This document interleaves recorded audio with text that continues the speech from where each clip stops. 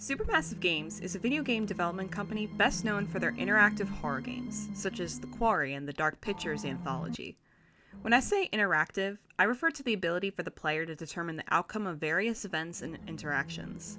These types of games rely very heavily on the butterfly effect in order to create a unique storytelling experience that differs between players and even playthroughs. Each decision you make, combined with the horror setting, causes you, the player, to be a deciding factor between life and death. So, no pressure or anything. Well, okay.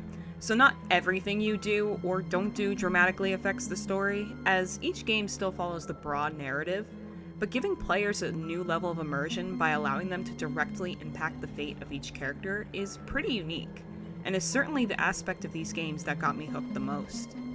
That, combined with the fact that these games have all-star casts acting as their respective characters in the game, and you've got yourself a recipe for success.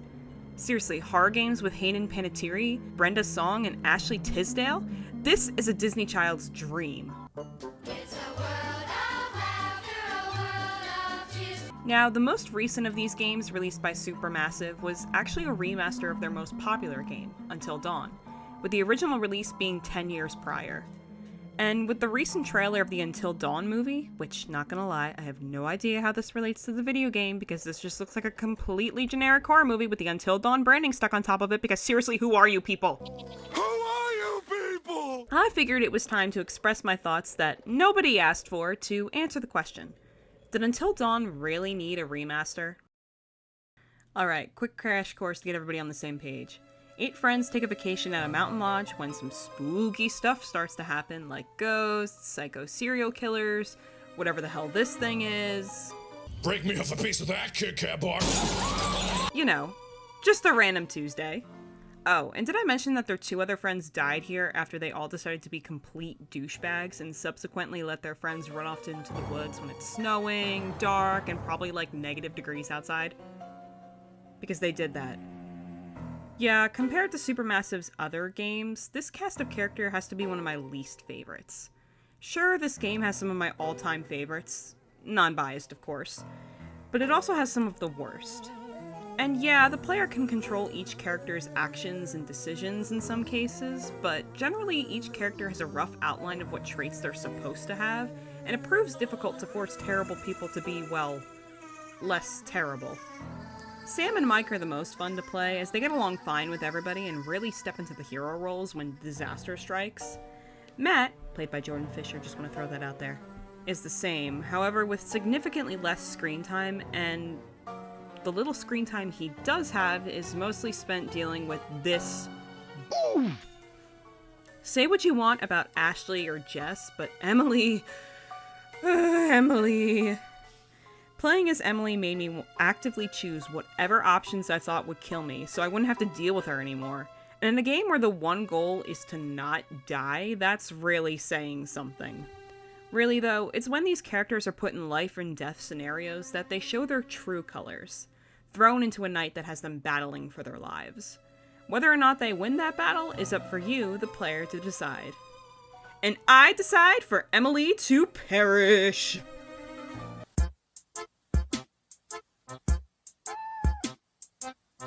There are various different inputs that the player has control over to impact how events will play out, from dialogue options, to critical decisions, to quick-time events. Even seemingly minor conversations and exploring different areas can grant access to certain evidence. What does evidence do exactly? Why, absolutely nothing, other than give you some PlayStation trophies and different end credit dialogue. Seriously, other than providing some background information on certain events, evidence doesn't really serve much to advance the plot. Not to say that exploring isn't rewarding, as there are also totems for you to collect. Totems have the potential to show you the consequences of a future action or decision, which could potentially save your behind. Of course, these are generally very vague, but it is usually enough to reveal what would happen if the player made the clearly wrong decision. This game isn't just about decision-making, as your quick thinking will also be tested in the form of quick-time events. The button-pressing prompts and the firing targets are usually no big deal and are relatively generous on mid-difficulty. Even if you miss one, the game usually is forgiving enough to give you a second chance with no serious consequences. But it still gives me a heart attack every time I do miss, Jesus Christ. But naturally, there is one that is hot poo-poo garbage, that being the don't move, in which you are told to hold the controller steady so potential threats cannot detect you. Now, I don't know if I have undiagnosed Parkinson's or what, but no matter how still I sat, even when holding my breath, I failed this probably over 50% of the time. Hell, the only way I was able to beat the last section of this game, which is filled with these prompts, was to lay the controller down on the chair and sit as far away as possible. I read online that people suggested the game and controller are programmed to vibrate ever so slightly so that this prompt becomes really difficult, but I don't know if that's actually true or not. So while the original game had its fair share of problems, I really enjoyed the experience of playing through it. While some of the characters are Emily, I did enjoy playing through the different perspectives to uncover more of the story and to get them out of this horrible situation mostly unscathed. While the QTEs can be a bit obnoxious at times, they make the game so much more suspenseful, really putting players on the edge of their seats, since the stakes are so high. And again, I adore the concept of the butterfly effect and how it is integrated, compared to other games. This one does it the best. Unlike other games where it is almost impossible to tell, the decisions that could result in life or death in the future can mostly be inferred. Like, for example, if you try to shoot your crush with a gun, they're probably not gonna like you anymore, and will be hesitant to help you out in the future. This also adds replay value, as you can change the decisions you make on different playthroughs to see how vastly they affect the fate of each character. However, nothing comes close to the original experience of going through this game for the first time and experiencing the twists and the turns the plot has to offer. So, with all that said, does the remaster really compare to the original? Firstly, the most obvious adjustment, the graphics. While the original's quality was good, aside from a few visual bugs, the graphics for the remake just blew it out of the park. I had played the original on PS5 instead of PS4, which made the differences that much more apparent, but again, the remaster was designed for the PS5, while the original was not. Seriously though, the remaster really feels like you're watching and interacting with a real movie. Like that weird Netflix thing that they did with Laura Marano, except it's, well, good. The remake also has a new ending, which strongly hints at a potential sequel. But are the better graphics and 2 minutes of new content worth $60? Hell no! Yeah, so this game costs $60. For reference, the original game is $20. And unlike other games, if you already have the original game, there is no discount.